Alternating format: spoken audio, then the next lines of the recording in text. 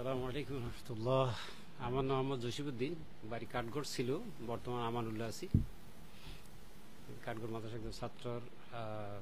1976 আমি ফার্স্ট করি বাড়ি ফাজল। তারপরে কামতা করছি আমি চিটাগাং আলিয়া রাঙ্গুনিয়া থেকে। তারপরে আবার সদী কলেজে লেখাপড়া করছি ইন্টারমিডিয়েট পর্যন্ত। তারপরে প্রবাসী জীবন। আমি আমেরিকা আসছি 2002 সালে। কত হলো, সময় তো খুব কম, আমরা বিস্তারিত আলোচনা করতে পারবো না। এখন মেন জিনিস হলো, যিনি কর্ণধার থাকেন মাদ্রাসার উন্নয়ন সবকিছু নির্ভর করে ওনার উপরে। এখন বর্তমান পরিস্থিতি, আমাদের আমলে শিক্ষকরা ছিলেন 20% সরকার থেকে পাইতেন, এখন ওরা 100% পাইতেছেন।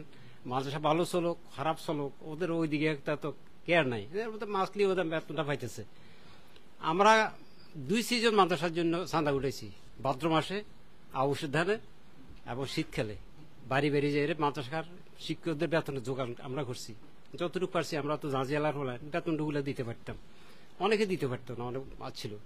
এখন কত হলো ভাই, আমরা দূরের থেকে কতটুকু করতে পারি জানি না, তবে মেন কর্ণধার থাকতে হবে ওইখানে, যিনি যেখানে প্রতিষ্ঠানের প্রধান যিনি থাকেন বা ওইখানে যারা স্থায়ী বাবা আছেন, ওনারা করে তত্ত্বাবধান করা দরকার।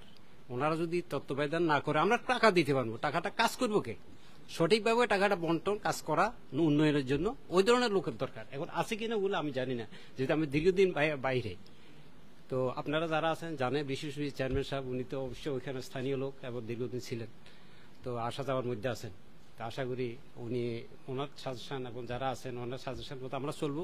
যা দরকার মাদ্রাসার জন্য আমরা স্যাক্রিফাইস কিন্তু তৈরি, যেহেতু মাদ্রাসার থেকে আমরা লেখাপড়া করছি। মাদ্রাসা আমাদের কাঠগড় মাদ্রাসা, ওই মাদ্রাসা আমাদের বাড়ির সামনে মাদ্রাসা, আমরা এখানে লেখাপড়া করছি। আমাদের অনেক আন্তরিকতা আছে মাদ্রাসার প্রতি। আমরা কান্দুগরি মাদ্রাসা গাছুয়ারে দিছি, শুধু সুরারা চাইছিল, আমরা খুলে না সন্তুষ্ট দেওয়া হবে না, যেটা আমরা গাছুয়া দেবো। গাছুয়াতে আমেরিকান আলা বেশি, একটা প্রতিষ্ঠান চলতে হলে টাকার প্রয়োজন, সেই হিসাবে তো আমরা সবাই সাপোর্ট দিচ্ছি ওখানে যে মাদ্রাসাটা গাছুয়াতে যাবে। আমাদের থেকেও তারা, আমাদের শিক্ষকেরা পরামর্শ চাইছেন। আমরা তখন শিক্ষকরা ছাত্ররা সবাই বলছি না, আমরা মাদ্রাসা গাছুয়াকে দেবো, যে গাছুয়াতে আমেরিকানরা তখন বেশি ছিল। পয়সার দরকার একটা প্রতিষ্ঠান চলতে হলে। তো এই আপনার কথা শেষ করলাম যেহেতু।